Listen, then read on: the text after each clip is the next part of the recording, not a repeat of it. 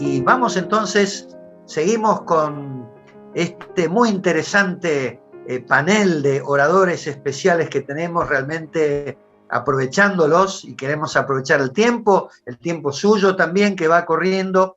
Y tenemos aquí una tercera presentación de nuestro amigo Johannes Fichtenbauer, quien es diácono en Austria, que trabaja en la diócesis de Austria, ha tenido mucho trabajo y sigue teniéndolo. Me decía que aunque se retiró oficialmente, ahora tiene más trabajo que antes. Así que Johannes es un hombre que también ha escrito libros sobre este tema del judaísmo mesiánico, The Olive Tree, el árbol de olivo, que lo tendremos en castellano en algún momento. Así que, bueno, Johannes nos va a hablar de la teología del reemplazo, esa teología que fue tan importante durante siglos en el cristianismo, y a su vez del antisemitismo, que Johannes ha tenido una experiencia personal con eso. Así que, Johannes, adelante, queremos escucharte y estamos muy atentos. Shalom, everybody. Shalom para todos. Great to be with you. Qué bueno es estar con ustedes en este día. El título de mi presentación es El llamado de Dios a Israel y la desobediencia de la Iglesia cristiana. Espero poder hablar pausado para facilitar la traducción. En principio, quiero decir que la intención de Dios para la salvación de la humanidad siempre ha tenido una doble dimensión. En primer lugar, el rol de Israel, que empieza con Abraham y que lleva finalmente al establecimiento de la primera congregación de los apóstoles judíos y de los judíos mesiánicos creyentes en Jerusalén. Y en segundo lugar, la relación de todas las otras naciones con el pueblo escogido de Dios, con el pueblo de Israel.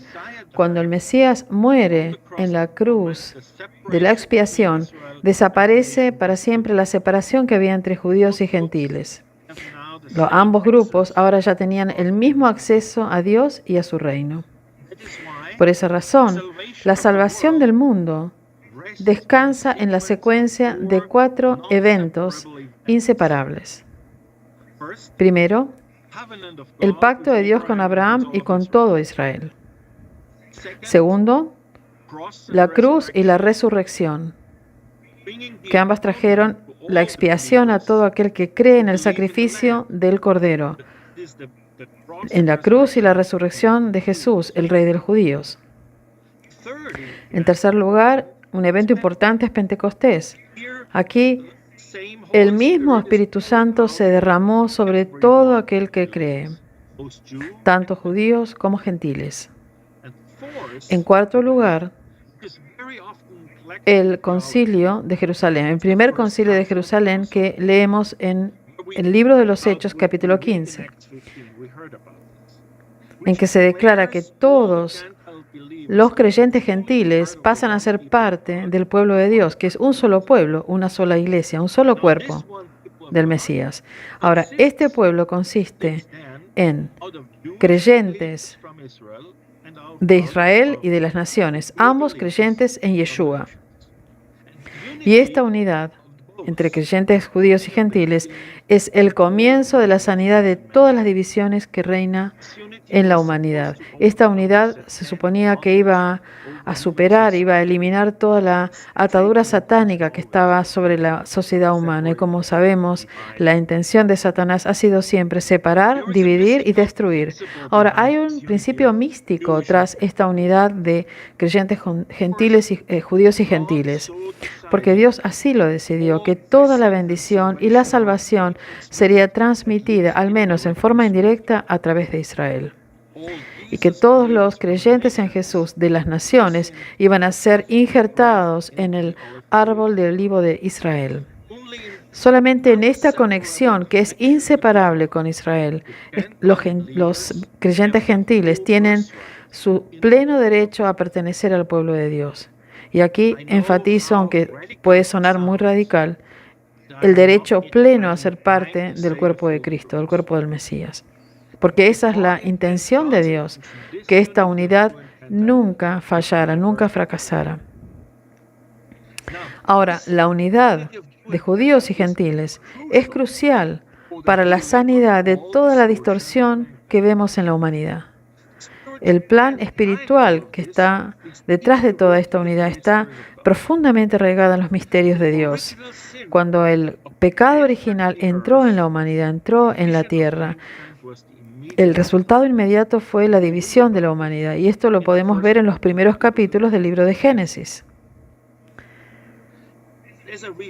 Y como contrapartida, como una situación inversa, es que la redención del pecado, que no solamente significa la salvación de la persona, que es dada, ofrecida a través de la sangre de Jesús, que es la cabeza del cuerpo, sino que superar el pecado original también implica la sanidad de la separación social que hay en la humanidad. Y esta sanidad tiene que comenzar con la unidad de tanto judíos como gentiles en el cuerpo del Mesías. Sin duda que Satanás hizo todo lo posible para separar a los creyentes judíos y creyentes gentiles. De esa manera destruyó completamente el plan de Dios. Entonces vemos que en el segundo siglo después de Cristo vemos un evento realmente dramático. Cuando los romanos invadieron Jerusalén en el año 70 después de Cristo y luego en el año 135 después de Cristo, ellos destruyeron el templo y declararon que los judíos eran enemigos de todo el imperio romano. Y así fue peligroso tener un relacionamiento con los judíos.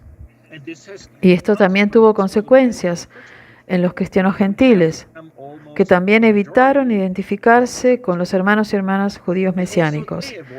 Y además, en otro término, los obispos gentiles se negaron a invitar a los obispos judíos mesiánicos a los concilios regionales. Entonces, los judíos mesiánicos fueron excluidos de todos los desarrollos teológicos en la Iglesia. Y esto incluía las decisiones tan importantes acerca de la cristología y la Trinidad. Las congregaciones judío-mesiánicas se fueron desarrollando cada vez más y más en forma aislada y marginalizadas. Finalmente, alrededor del 450 después de Cristo, casi todas las congregaciones mesiánicas habían desaparecido. Hubo algunas excepciones, algunas llegaron hasta el siglo VII después de Cristo, pero para la gran mayoría de los cristianos gentiles, esta extinción del judaísmo mesiánico significaba que la herencia judía se estaba perdiendo cada vez más. Los elementos judíos fueron quitados del calendario litúrgico y del estilo de adoración y de culto y aún de la vida de la Iglesia. Todo este desarrollo pragmático requería una fundamentación teológica que fuera importante, que fuera relevante.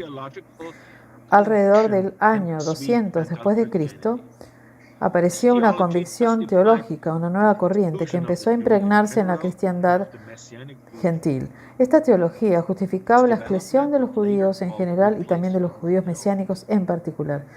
Este desarrollo recibió el nombre más tarde de supersesionismo o teología del reemplazo. La enseñanza del reemplazo es simplemente una teoría muy sencilla. Dado que los judíos habían matado a Jesús, el Hijo, entonces el Padre ahora los estaba castigando, quitándoles, revocando, anulando el pacto que había hecho con Israel, condenándolos también a perder su derecho pleno a pertenecer al cuerpo del Mesías, a ser el pueblo escogido. Entonces ahora su lugar era tomado por la iglesia cristiana gentil, que sería el nuevo Israel espiritual. Como todos sabemos, los autores de esta nueva teología fueron los famosos padres de la iglesia de ese tiempo. Algunos nombres son Ireneo de León, que era un increíble maestro de la Biblia; Ambrosio, el famoso obispo de Milán, que fue el maestro de Agustín, y también el mismo Agustín. que fue uno de los, o si no el más influyente de los padres de la iglesia, tanto en el oeste, en el occidente. Pero también estuvieron los padres del oriente, Origen, que murió en el año 254 después de Cristo, Juan Crisóstomo, que murió en el año 407 después de Cristo, que fue uno de los predicadores más venerados de la iglesia bizantina. Todos estos hombres fueron realmente grandes teólogos, pero estaban ciegos, no podían ver cuál era el rol aún vigente de los judíos en el plan de Dios para la historia de la salvación. Esta teología del reemplazo de los padres de la iglesia estableció una legislación, tanto en el Estado como en la iglesia, que era antijudía. El emperador Constantino ordenó en el año 325 después de Cristo que la iglesia podía separarse ya de toda herencia judía.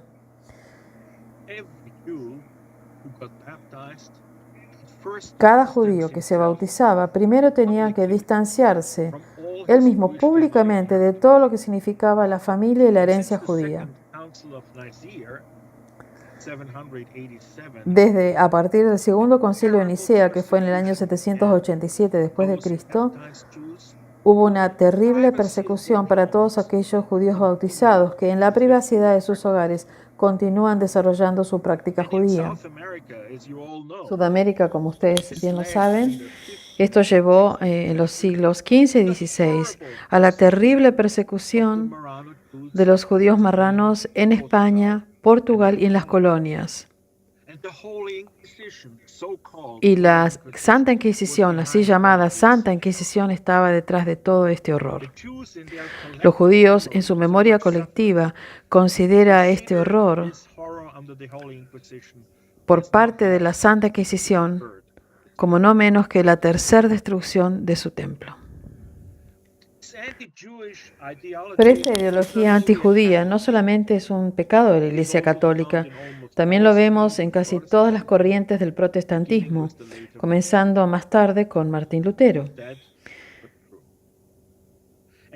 Y este antijudaísmo cristiano preparó el camino para la horrible historia de antisemitismo que finalmente condujo a el asesinato en masa de judíos en Europa, en la Shoah.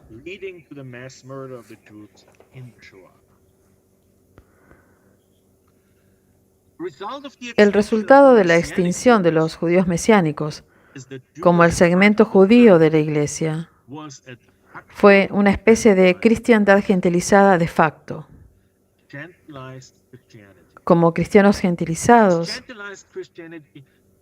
habíamos perdido muchísima perspectiva hebrea de la Biblia. Los teólogos trataban de compensar esta pérdida usando sus interpretaciones filosóficas de la Biblia, usando la mentalidad o la perspectiva griega y de otras culturas. Pero por encima de todas estas diferentes interpretaciones de las Santas Escrituras, esta iglesia gentilizada empezó a dividirse cada vez más. Y de algún modo esta falta de perspectiva hebrea resultó en numerosas malas interpretaciones de las Santas Escrituras. Y estas malas interpretaciones llevaron a numerosas divisiones dentro de las iglesias cristianas. Y podemos decir que la separación que se registró en el mundo cristiano en más de 3.500 denominaciones es el resultado de la división entre judíos y gentiles. Como un virus de separación, siguió a la extinción del segmento judío mesiánico de la iglesia.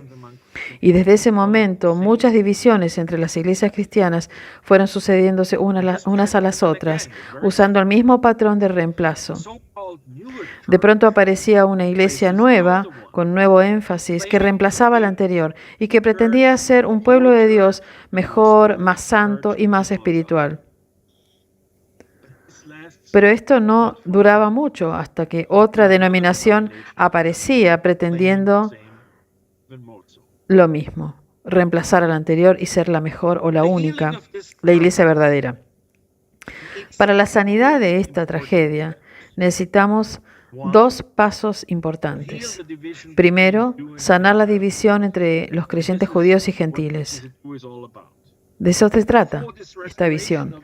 Antes de la restauración de la realidad del nuevo hombre, antes de que esta unidad se establezca en algunos aspectos, antes de que este único pueblo de Dios, que viene de los judíos y gentiles, se sane, todos los esfuerzos y acciones ecuménicas hacia la unidad cristiana pueden ser limitadas en su éxito, en lograr esta unidad que estamos buscando, la sanidad. Y la sanidad de una humanidad con distorsión, con un propósito distorsionado, va a ser obstaculizada de manera constante.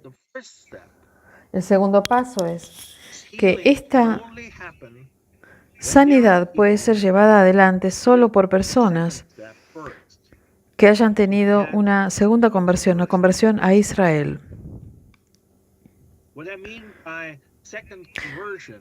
Lo que quiero decir por la segunda conversión es, por supuesto, después que todos nos hayamos convertido en primer término a Dios y a Jesús, nuestro Mesías y Salvador.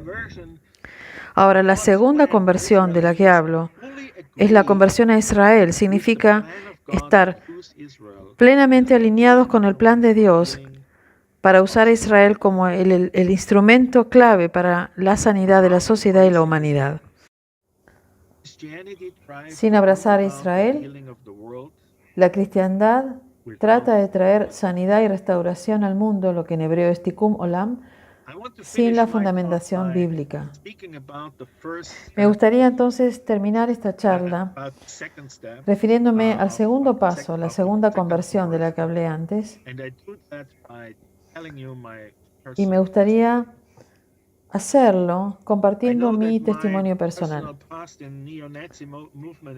Sé que mi pasado personal en el movimiento neonazi de Austria guarda quizás alguna similitud con las barreras ideológicas de muchas familias argentinas o familias de otras naciones dentro del Cono Sur. Decidan ustedes por ustedes mismos. Les pido que escuchen mi historia y disciernan ustedes mismos. Yo nací en una familia católica creyente que tenía oración familiar, leíamos la palabra de Dios juntos, y a la edad de 12 años yo perdí la fe que tenía de niño. Fue un tiempo de una profunda crisis con mi padre, y en este vacío emocional yo me apegué mucho a mi abuelo por parte de madre. Él realmente ejercía una fuerte influencia sobre mí. El único problema es que mi abuelo seguía siendo un ferviente nazi, un verdadero discípulo de Adolf Hitler, aún muchos años después de que la guerra terminara. Durante los años de la Segunda Guerra Mundial, mi padre estaba sirviendo en el partido nazi y él trabajaba en el sector de finanzas del partido. Una vez se le ordenó que se encargara de los arreglos financieros para la exterminación de los judíos en la zona de Viena. Mi padre estaba sorprendido. Esto era realmente una oportunidad para hacer carrera dentro del partido. Entonces vino y se lo contó a mi abuela, que era una ferviente católica, y ella respondió sin duda: si tú aceptas ese puesto, yo me divorcio. Gracias a Dios que mi abuelo amaba tanto a su esposa, mucho más que su propia carrera. Entonces, de esta manera, las manos de mi familia se mantuvieron libres, limpias de sangre judía. Como castigo por esta negativa, el partido nazi envió a mi abuelo al frente ruso simplemente como un soldado raso. Y mi abuela y mi madre, que aún era una niña, fueron llevados a un hospital psiquiátrico. Esto no se entiende. Después de haber sufrido tanto con los nazis, mi abuelo seguía siendo fiel y aún idolatraba a Adolf Hitler, aún después de la guerra.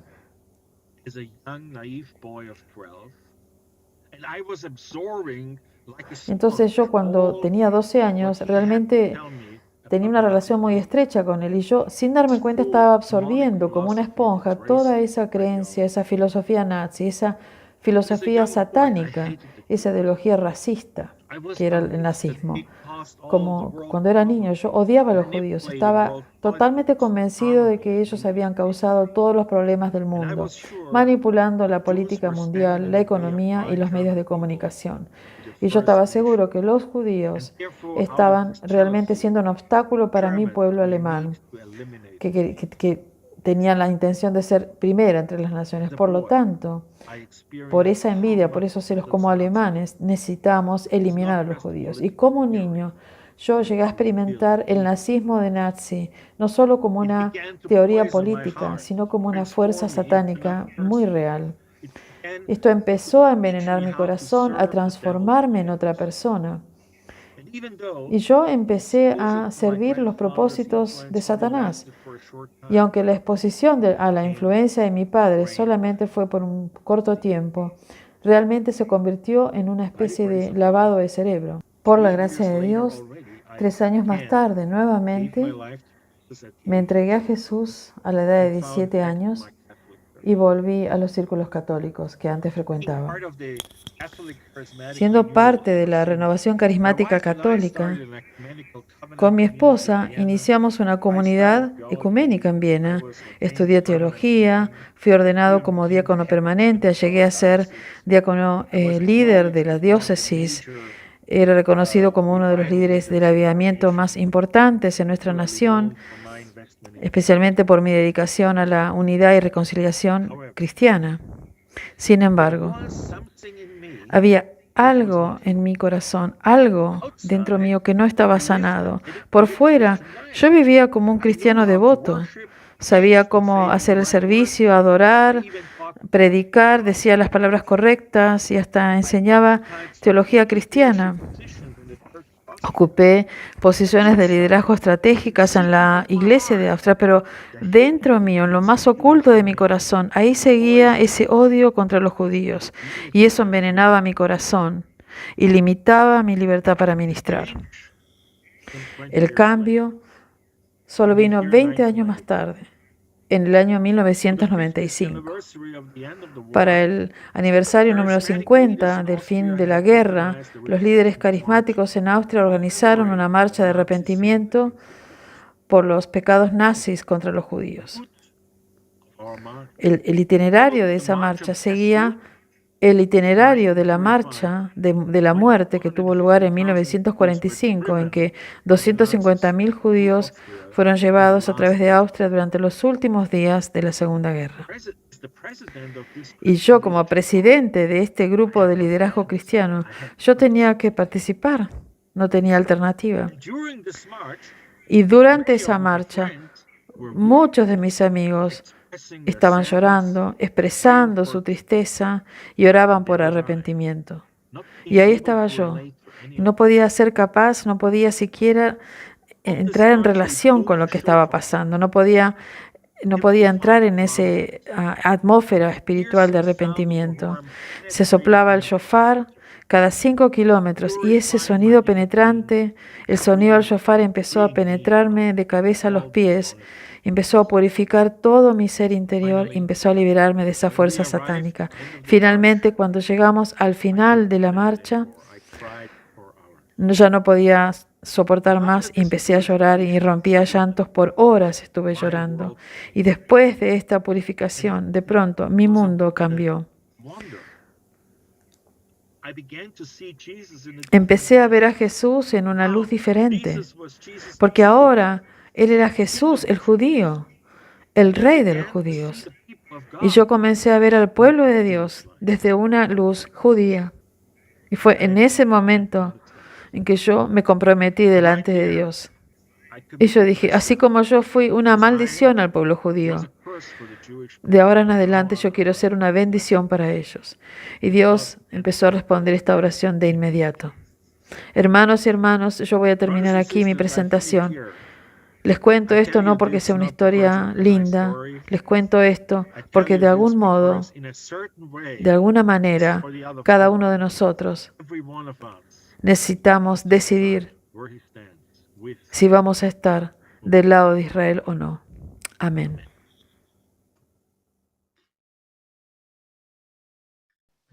Damos gracias por esta excelente exposición y por este testimonio tan vivo y tan real de Johannes. Y hay preguntas que están llegando de las personas que están participando. Una pregunta es, ¿qué consejo darías a las iglesias católicas que desean sumarse a la visión TJC2, pero que a la vez temen poner en riesgo su diálogo con el judaísmo ortodoxo? How would you advise Catholic churches wanting to join TJC2 Vision, but who might be afraid of endangering their dialogue with the non-Messianic Judaism? The answer is very La clear. respuesta es muy clara. We have been Nosotros ya hemos traicionado a los judíos mesiánicos en el pasado y no podemos permitirnos hacer lo mismo otra vez.